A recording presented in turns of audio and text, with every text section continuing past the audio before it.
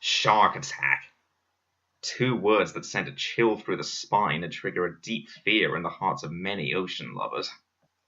The shark clearly has a bad reputation, but is it justified?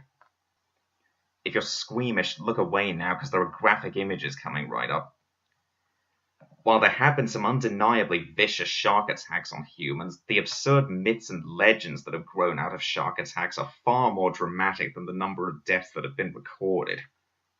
In reality, less than a quarter of all sharks are large or powerful enough to be truly threatening, and the odds of being attacked by a shark are much slimmer than most people realize. In fact, if you live in the tropics, you're far more likely to get killed by a falling coconut than by a shark. Out of the roughly 470 species of sharks, researchers believe only 3, the great white, the tiger, and the bull shark, are true threats to humans. These 3 shallow water sharks inhabit areas often frequented by unsuspecting swimmers. As the deadly predator in Jaws, the great white is probably the most commonly linked to the stigma of man-eater. Tiger sharks are known as garbage sharks because they eat just about anything. Wounds from tiger shark bites are easily identified by impressions left by their jagged teeth.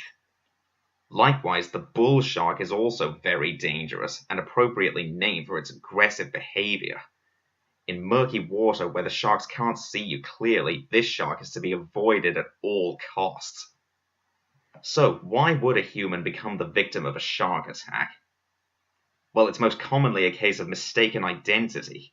I mean, imagine, if you will, what a shark sees when a surfer is lying on the board with his arms and legs out to the sides.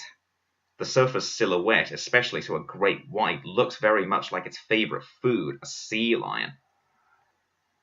Every year, around 75 shark attacks are reported worldwide. Scientists believe sharks generally don't intend to eat the humans they attack. Analysis of all documented shark attacks shows that only about 20% of these incidents resulted in fatalities.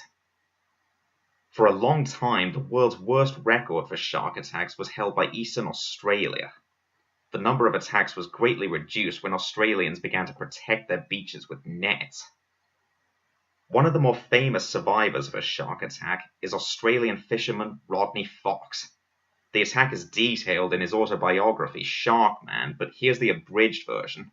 Another graphic image warning here. A great white grabbed him round the chest while he was spearfishing, inflicting lethal wounds. Not only that, but he also very nearly drowned when the shark grabbed hold of the fish float that was still attached to his waist and dragged him back under. While he was being rushed to hospital, they had to keep his wetsuit on to prevent his organs spilling out. His wounds required 4 hours in surgery and over 360 stitches. What's been done to prevent such attacks? In 1958, the US Navy established the International Shark Attack File. To this day, it continues to serve as a reliable database for shark attack research.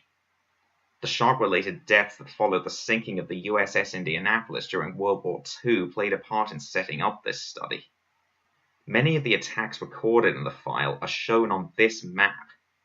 Notice the number of attacks in tropical waters near the equator. Never let it be said, though, that sharks attack mindlessly. Some, like the grey reef shark, may display a distinctive behavior before attacking, a hunched posture, dropped front fins, and an exaggerated swimming motion.